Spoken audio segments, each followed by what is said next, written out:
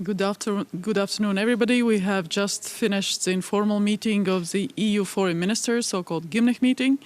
And my first point is, of course, thank you to Poland, a very able EU presidency of this 6 months for their exceptional hospitality. Perfectly organized, everything worked, and a very rich program. So yesterday, meeting with United Kingdom, and we covered all the foreign policy topics, essentially, from support to Ukraine, restricting and degrading Russian military capabilities, to transatlantic relationship, to Middle East and other issues.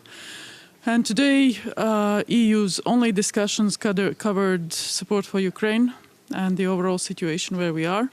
Pretty good, robust, open discussions. Various elements included in it, including on increasing energy independence from Russia, so the repower plan, but also the tariffs, increase of tariffs on Russia's produce that Commission has published, full support to that. The new 17 sanction package that we'll be covering in closed discussions. And of course also endorsement of the US so-called Graham sanctions draft package, where all the ministers felt that is a really valuable tool to increase pressure on Russia to actually sit down seriously for the peace plan. Because currently we don't see any wish from Russia to have peace. The policy is war, and we all see that is happening. So it was followed by, again, EU's only discussion on transatlantic relationship. So both the 90 days pause in the tariffs, the hopes that we can find mutually beneficial ways of not returning to trade wars or not starting one. And then, of course, also on overall foreign policy issues with the US, how the EU sees, what are the common interests, where we differ, and how to proceed. And then the lunch with the candidate countries from Turkey to Kosovo and others, so it was good. What do you think of the Dutch proposal to get the NATO situation? The High Representative will speak about it later today. I will not preempt what she's going to say. What can the EU do about Hungary and Slovakia insubordination in terms of foreign policy? Listen, our policy is not to speak loudly about specific country positions, but try to find the consensus, or where we need consensus. But there are issues where we don't need consensus, but qualified majority. So if there is a way to advance on certain, issues where we can't reach consensus, we have to find other ways how to proceed. And again, there will be ways if needed. If there's a wish, there's a way. But of course, we don't find it acceptable that whether it's European Peace Facility, whether some other issues that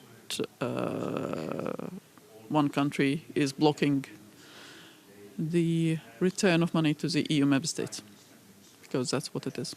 Yeah, and openly supporting Russia. That's what you are saying. I'm not saying. It's a flight to Moscow, and we have Seattle saying that they oppose another package for Ukraine. Listen, countries make their own choices, whether to attend Bucha and Kremlin's fake propaganda events.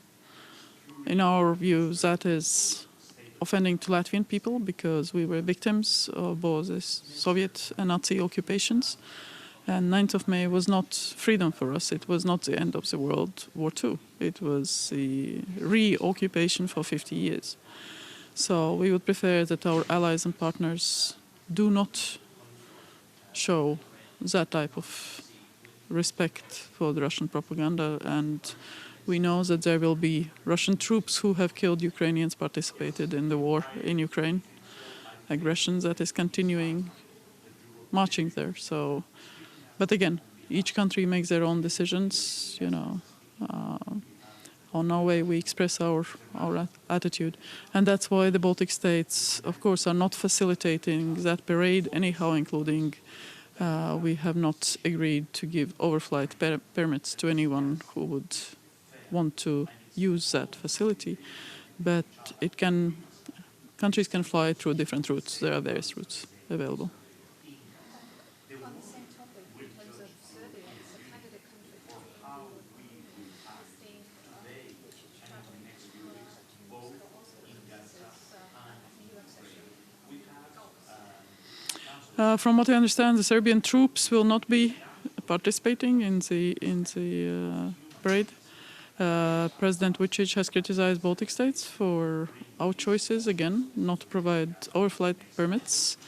Our point is very clear, is that European values, the overall attitude is indeed part of being also a candidate country for the EU.